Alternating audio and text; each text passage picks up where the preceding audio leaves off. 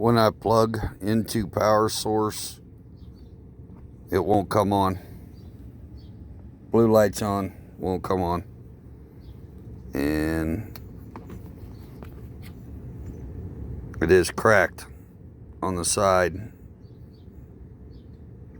next to where the screw is.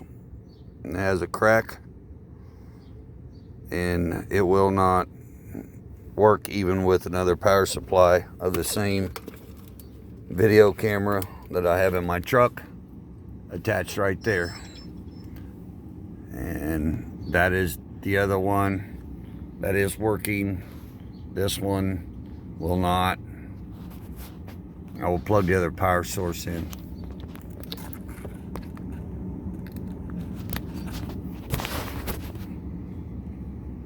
I plugged the power source in to the one that was operating up there. You see that one shutting down, and this one will not.